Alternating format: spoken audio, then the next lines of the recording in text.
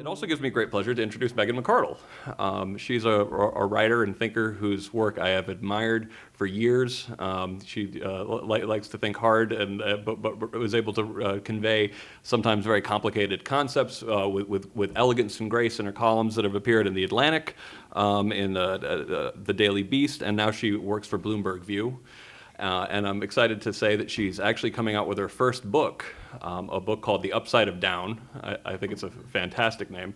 It's a book about failure, and it's due somewhat ironically out around Valentine's Day of 2014. So without further ado, it gives me great pleasure to introduce Megan McArdle.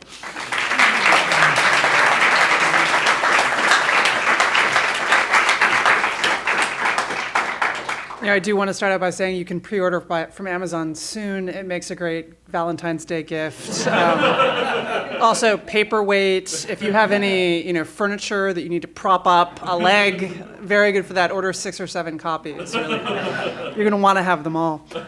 I'm glad that you guys can spend your Saturday night listening to old people talk to you, because I know college students love that. So the topic I've selected is one that I know young people are especially fond of, which is how it was in my day. I'm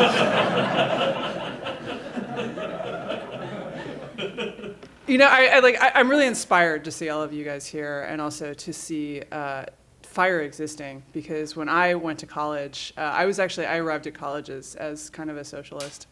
I went through a conversion experience in my junior year, and I felt really alone. And I remember, I was reading P.G. O'Rourke's Parliament of Horrors, which I commend to all of you. It's a great book on how government works, and sadly timely. All of the stories could basically be written now. Social Security is exactly as bad as it was then. Foreign policy is equally terrible. The game changes, but it's still the same, only the names are changed to protect the innocent. So when I was having these strange feelings I didn't really understand, and I would read this book, I would read funny passages aloud to my roommates and be like, I don't understand, why is that funny? I didn't even know that there was a thing of being a libertarian, or that there were other people out there like me. And so I remember discovering Milton Friedman and reading his books, and in fact carrying them around my parents' building. I actually grew up on the Upper West Side, so I'm probably the only person in this room who arrived at college and wondered who all these right-wingers were. And I was carrying around a copy of Free to Choose in a building, and a very typical Upper West Side character, long hair piled in a bun on top of her head, and sort of hemp shoes. Who I'd grown up with, lovely woman. But she looking at the book, and suddenly I realized, we're riding in the elevator, I suddenly realized she knew what it was. And I was bracing myself. I was like, could I pretend that I need to get off at the 10th floor? And finally, right before her door opened, she said, "Good book," and got off the elevator. And I thought, it was like I'd discovered the other gay person in my Iowa town of 300 people. I had no idea for 20 years. But there weren't groups like Students for Liberty. There weren't groups protecting free speech like FIRE. There weren't groups out there who were fighting for the kind of liberty that I'd come to think was really important. And so I actually want to talk about one of the stories that really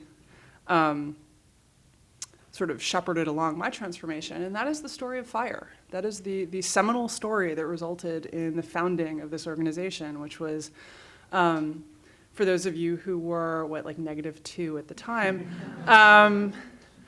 the great thing about speaking to students is just every year I realize how old I am. So I want to thank you for that as well.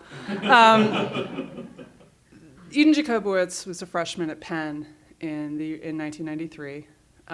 He lived in High Rise East, a dorm that I know well because I was a sophomore at Penn during when these events took place. And he was on the 6th floor, and a black sorority was marching its pledges outside of the window. And it was pledge week, and I don't know if they still have sororities and fraternities in college or what you guys do, but so the sorority was really loud. They were making their pledges shout military slogans, and they would march them up and down Locust Walk. And I remember this because I was in the dorm 7 stories above Eden Jacobowitz.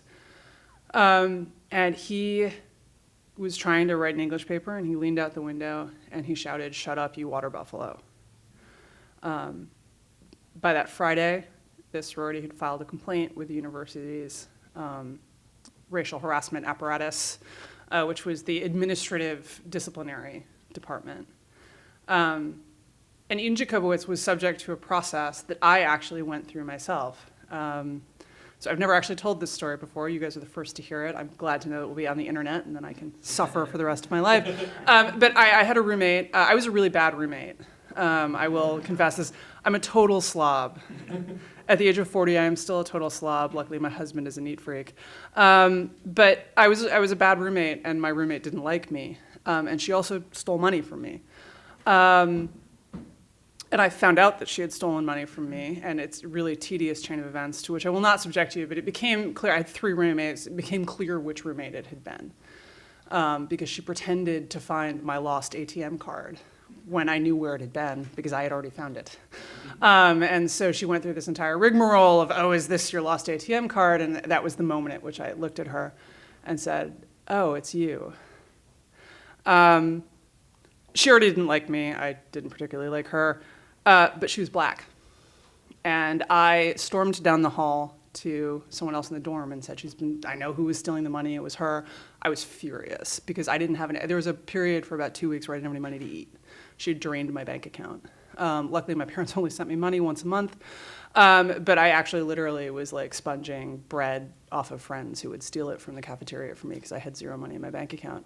So I was a little mad. And she waited until exams and filed a racial harassment charge against me.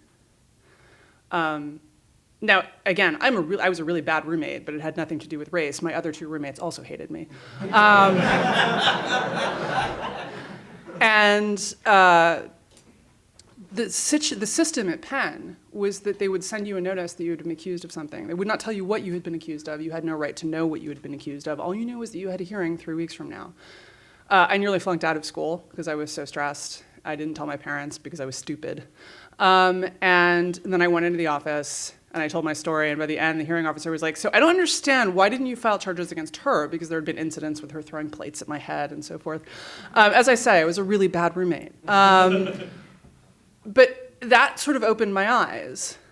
And what also opened my eyes was the Eden Jacobowitz case, because he was also subjected to this.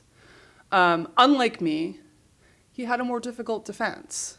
I had a history of like screaming fights with my roommate that clearly had nothing to do with race and had everything to do with the fact that, as I believe I may have mentioned, I was a terrible roommate. But he went and said, well, actually, where I got water buffaloes, and it was a little strange that this was immediately interpreted as a racial remark because, of course, water buffalo are only found in Asia. And he said, well, he was an Orthodox Jew who had gone to yeshiva, and he said, actually, he'd been born in Israel. He said, the word I was thinking of was behema, which is something in Hebrew sort of means dolt or stupid person. And it was actually, he was making a very bad translation. If this is true, this was a very bad translation of the word. It's more like cow. It's sort of a generic, like, bovine type animal, you might say. But that was neither here nor there. They hauled him in, they demanded that he apologize and voluntarily agree to go on probation, and he said no. You can't, his roommate actually did this, and then when he appealed it, his roommate hadn't even shouted anything. His roommate had just been in the room when it happened.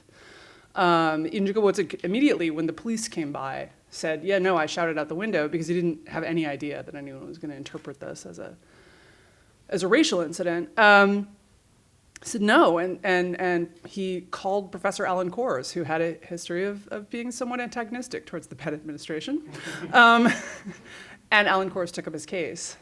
And it became a cause across the country, especially because at the same time, there was a kind of obnoxious conservative columnist who wrote about how much he hated affirmative action and so forth. And the Black Students Group at Penn stole a print run of the Daily Pennsylvanian. And the administration, which had demanded that for saying the words water buffalo, Eden Jacobowitz confess, go on probation, and apologize, basically said, you know, guys, you really shouldn't steal papers. And so people said, this seems not even like a double standard. It actually seems like in the one case, you're prosecuting this, and in the other case, you're saying it's okay to suppress speech if it's hurtful. And this was of a piece with a sort of broader movement that was going on at the time I was in college. It's not clear to me exactly why. Sometime in the late 80s, I've discussed this with Greg Lukianoff. Why in the late 80s suddenly campuses started saying, we need to control speech. We need to crack down on it and make sure that nothing that could hurt anyone's feelings or in other ways. But it did happen. And the really actually even more famous in the water buffalo case was the code at Antioch, which not only had a very restrictive speech code about what sort of words you could use, also attempted to enact a policy that required men to get consent at every stage of a hookup. Like literally, I've been enjoying kissing you. Might I now unbutton your blouse? And then like as matters progressed at each point, and that actually like you could be accused of sexual assault if you did not follow this code. This was crazy, right? I mean, everyone sort of recognized that this was crazy, but there's kind of a reason for it. And that is that starting in the 60s and the 70s and gaining steam in the 80s, campuses were becoming more integrated. When my parents went to school, colleges were overwhelmingly white. They were overwhelmingly Protestant. I had a professor who had the same accent as some of the men I'd grown up with, and I asked him if he was from the same area, and he said, no, let me guess, you're talking about Catholics who were graduate students in the 1960s.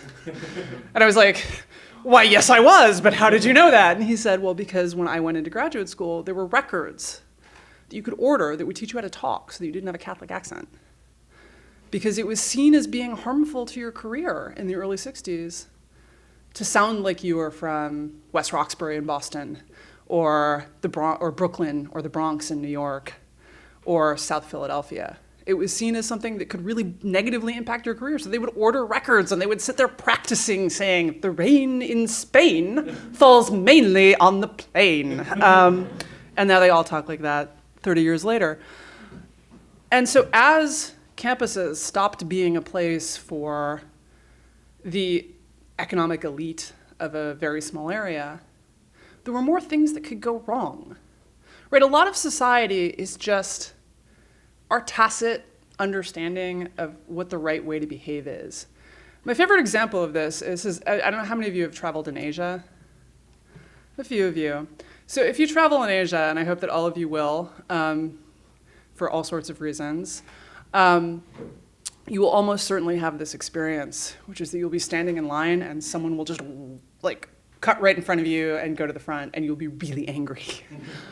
It happened to me, it happened multiple times. I mean, because the Asian idea of a line is more like a rugby scrum. I mean, you just sort of like dive in there, and the Japanese are, I'm told, I've never been to Japan, an exception to this, but in general, in China and Korea and Vietnam and so forth, queuing up is not a highly held talent.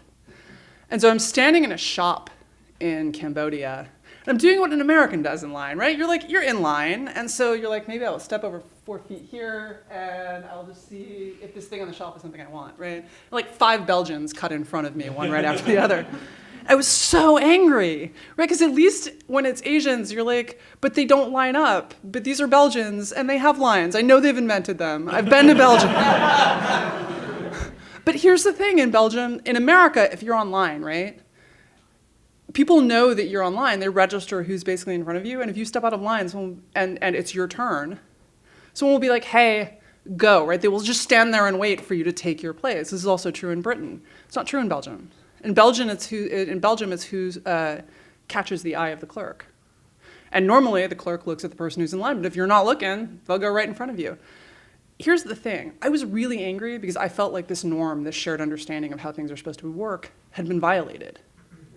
And if we'd been in New York, that would have been true. But we weren't. We were in Cambodia, and what they did wasn't morally wrong. But it feels morally wrong, right? It feels outrageous. And it has to. For the system to work, it actually has to. I mean, in New York, if you cut in front of someone in line, like, you better be prepared for a broken arm, because they're not kidding. Those shared understandings have moral force because they need to in order to bind us together. But when you put groups together who grew up in slightly different ways, you get conflict.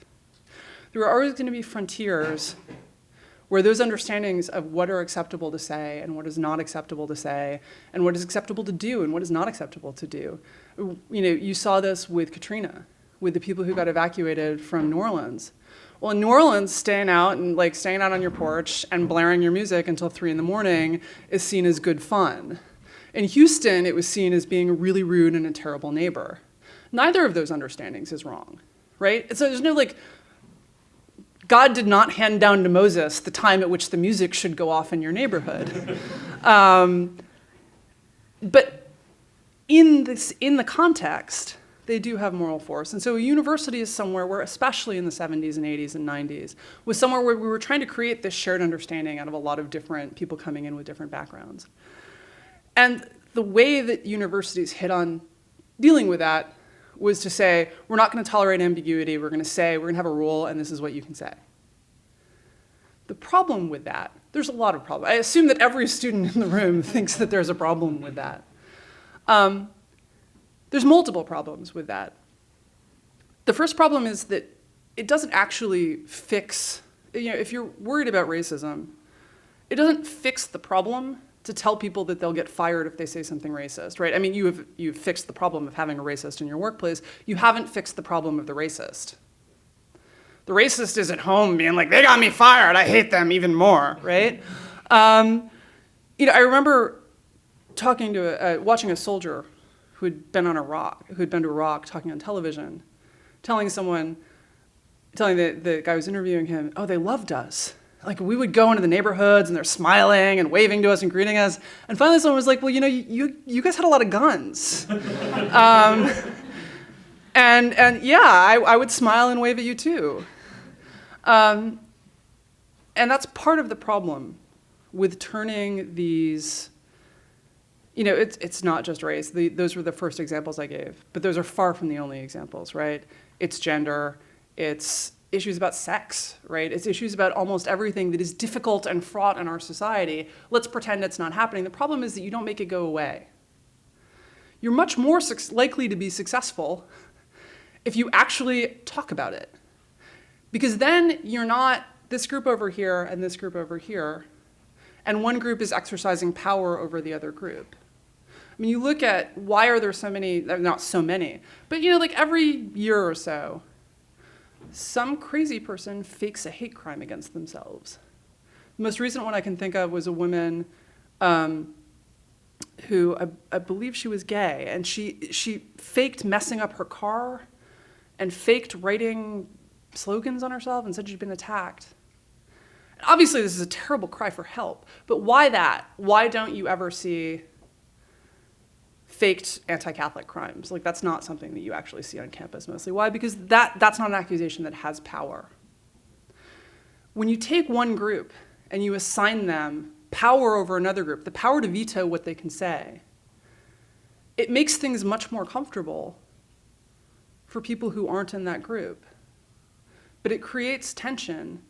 It creates a kind of, and when I talk to liberals now who are like, why are conservatives so anti-university? Are you kidding? Are you kidding? Why are they so anti-university? Because they are the group, right? Out in the world, conservatives may be a group that's in power, but in the university, they're not. In the university, they feel correctly, they are constantly having to defend themselves. They're constantly having to explain why they are the way they are. And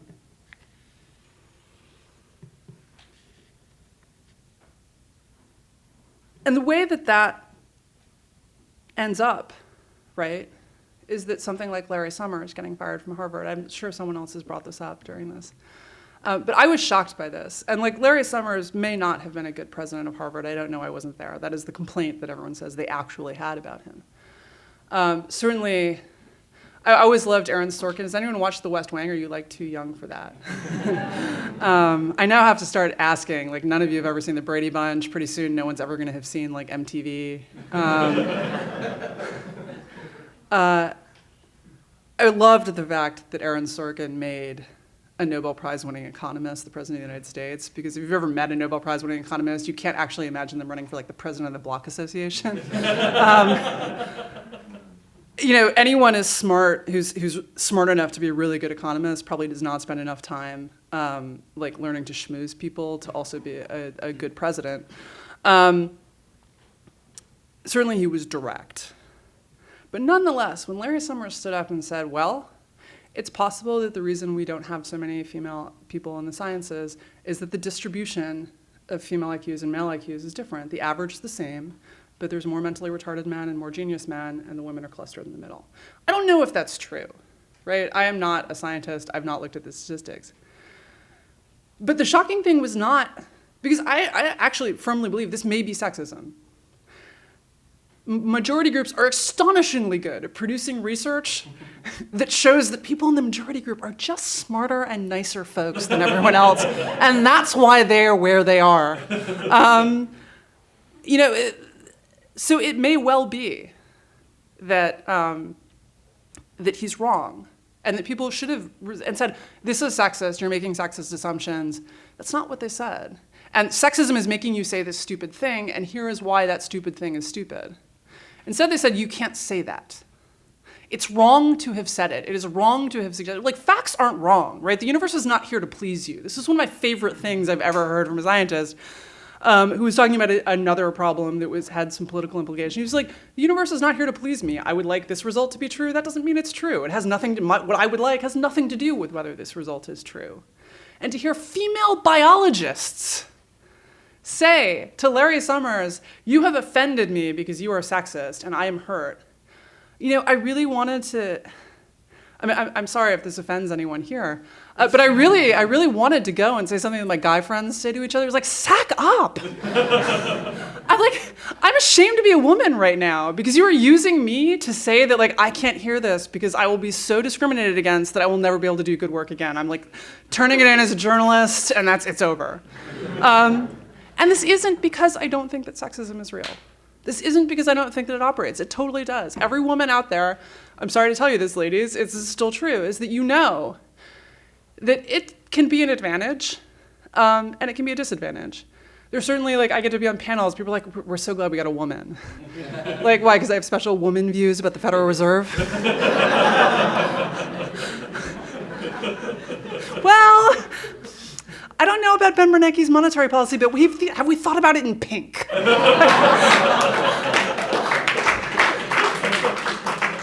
But it's certainly true that I get some opportunities because they want a woman in the group. And, but it is also true that I know, for example, guys will sort of lash out and attack me. And then when I don't lash out and attack them, they will take that as vindication of their fairly obnoxious behavior. And, I actually had a conversation with one of them where I was finally like, he was like, well, you never responded. I was like, you don't understand. If I do what you did, I will be a word I won't say on video. But like women who, if you see case studies, and all you do is change the name, and the behavior's all the same. And this is all in text, so they're not reacting to a person. But, when Jane does something, she is an overwrought, over-emotional woman who's throwing her weight around. But when John does it, boy, he's a great leader. He's really like showing people where they need to go. It's still there. It is still the case that if you mail out resumes for unskilled jobs, and half of them have identifiably black names, and the other half have generic-sounding white names, and change the details a little bit, just having a black-sounding name is worse than being a white guy with a prison record. That is crazy. That is 2010. So it isn't that these things aren't out there. They are. They're absolutely out there. But the way to fight them is not to say that someone who disputes these facts can't talk or needs to be expelled from the group. The way is that you keep going out and you get the data and you say, no, dude, you are wrong. Racism and sexism are alive in 2013 America, and we need to do something about that. The way is not to go out and say someone who suggests that race is linked to IQ should be fired, shunned from normal society, and sent out to live in a cave somewhere in the Utah desert for the. I mean, some of them are already living in caves in the Utah desert, so I guess it's not good punishment anyway. But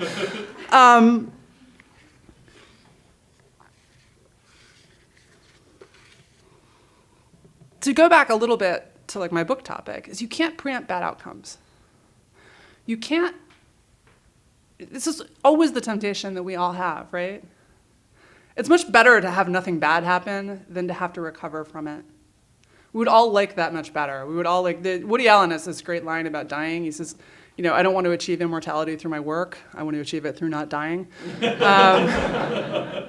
that's kind of how we want to achieve social harmony and feminist goals. We would just like to achieve them by not having difficult conversations, because they're difficult, right? That's why they call them difficult conversations. They're really uncomfortable.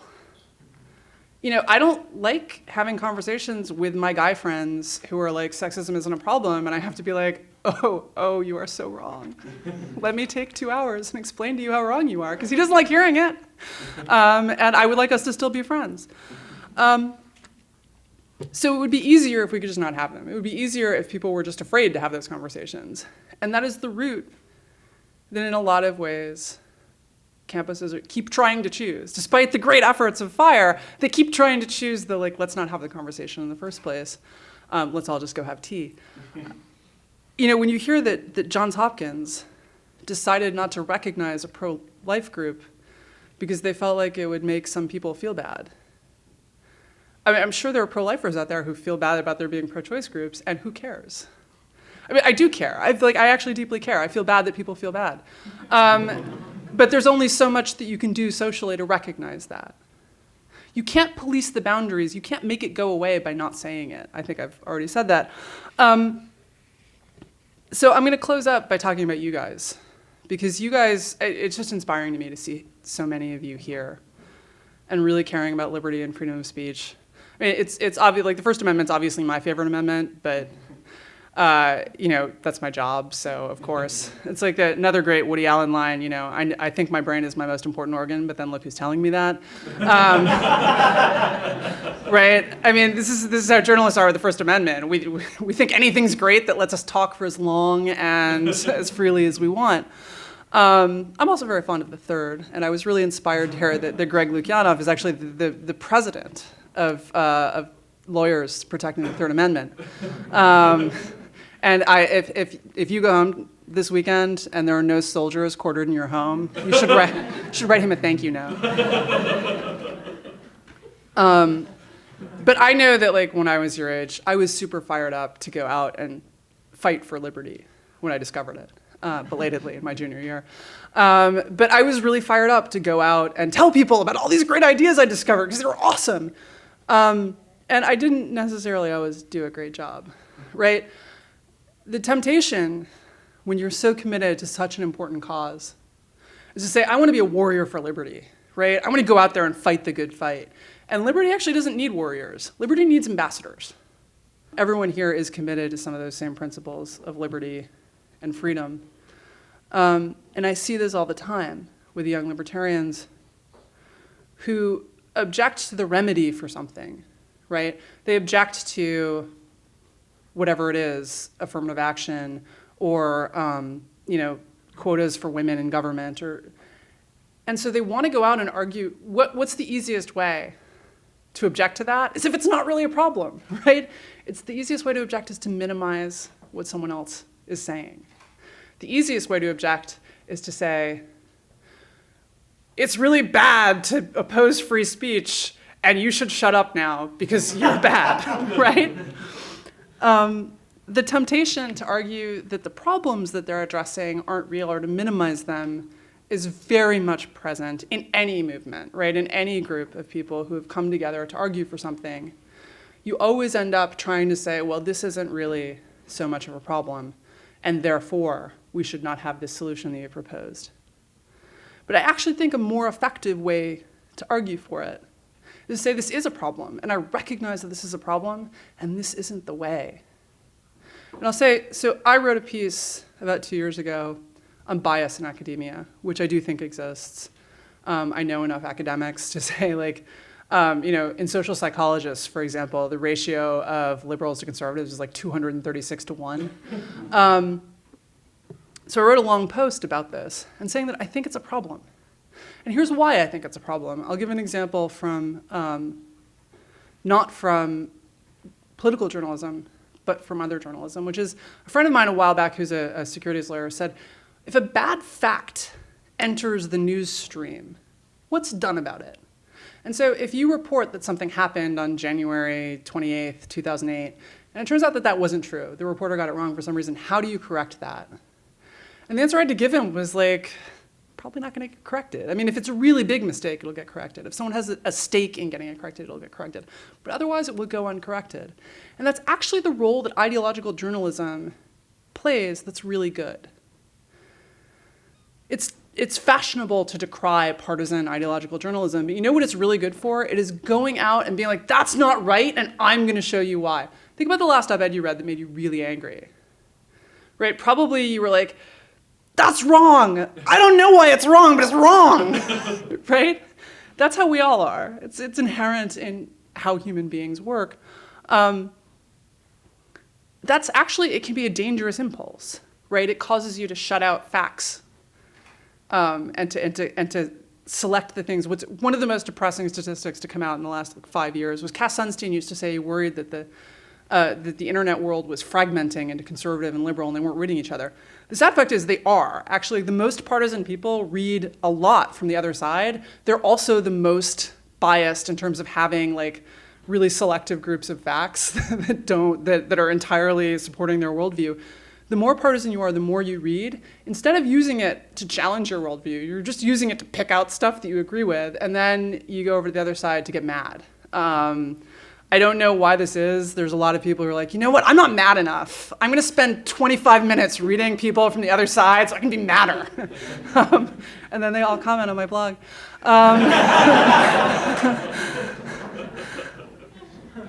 But that impulse, while it's dangerous, is also really healthy for the discourse, because that impulse is what gets fake facts out of the stream. So now I will give you a political example, one given by Tim Grosclose in his book on bias in the media. He says, the reporter who reported on when California passed a proposition banning affirmative action in its universities, the reporter reported on UCLA said minority enrollment dropped precipitously in the incoming freshman class, which was true, but it turned out, which Grosclose knew because he was on the admissions committee, it had nothing to do with very little to do with the proposition, not nothing. It actually had a lot to do with the NCAA, as you can tell I'm really good at sports, had changed the way that they did admissions, and that had caused minority enrollment to plummet. But minority enrollment was actually up overall because transfers had gone up. So the reporter had gotten the first fact. She hadn't gotten the second. And you know that she was a liberal, and the way I know that is if she was a conservative, because I've watched conservative reporters work, she'd be like, I don't know why that's wrong, but I'm going to find out, right? So it's actually really healthy to have diversity, idea diversity in the academy. What was really fascinating, what I wrote actually was a really long post talking about how institutional bias works both against blacks in America and against conservatives in academia. And I got a lot of people in academia who were like, how dare you? And I was like, I'm not comparing the two situations. Like, it's the same. I think, obviously, racial discrimination is much worse. People who don't make it as PhDs, I'm really sad that you're going off to be a corporate lawyer instead. But, there's a limit to how moved I am by your plight. I'm not comparing them in that way. What I'm comparing is the mechanisms. These mechanisms of things like groups that reproduce each other, and no one's trying to kick anyone out. It's just you like people who are like you, right? Because they're really smart. They're just like you. And so you tend to cultural affinity, right? You look at networks of Irish Catholics in law firms. Why are there like 9 Irish Catholic guys in the tax practice? Well, you had a friend, they're all like going down to the Irish bar together and telling Irish jokes. And who makes partner? The guy who's friends with the partner. But I talked a lot about various institutional and the ways in which people are like, you know what, there's no one like me there. It's worrying to go in and be the first. And so it was really long, it was a 5,000 word post. What was fascinating was that by and large, the academics came in and said, you have no idea, we are not discriminating against conservatives. The problem is that they're all morons and they're pro-life. I'm not making this up. People are like, well, obviously they're pro-life, and so therefore they couldn't be academics. And I was like, you realize African Americans are more pro-life, or just about as pro-life as religious Republicans, right? Is that why they're underrepresented in academia? And they were like, no. The thing is, you can make up stories, right? You can always make up a story why the group that isn't like you isn't there. There's something wrong with them. The dominant group is always very good at making up a story about why there's no one like that. The only people around are like them. But what was really actually heartwarming was that I had, not a ton. None of the liberal academics came around, I'm sad to say, but I did have 10 to 20 conservatives who wrote me and were like, I never thought it like that before. But when I thought about it in terms of people like me, suddenly I realized that oh, yeah, I can totally see how it would be like that for African Americans who are trying to break into places where they've never been before. And I can totally see how even without anyone sitting down and being like, hey, we're all racists, let's not have any minorities in this firm, that could happen. And so I guess what I would like to close with is there are those opportunities, right, to reach out to people and not to say, your concern is stupid and probably that's because you're stupid too, but rather to say, to really try to understand what the problem is that they're trying to address, and not to minimize it because it's easier to make that argument, but instead to maximize it, to really take it seriously and try to look at what it is they're fighting and say, okay, well, how can we fight this in a better way? Because there's a lot of stuff out there to fight, and free speech is one of the most important fights, but it's not the only important fight. And so try to get as many allies as possible, because that is the way that we are going to preserve free speech for generations to come. You guys are where it starts, and I hope not where it ends. And with that, I will close and open up to questions.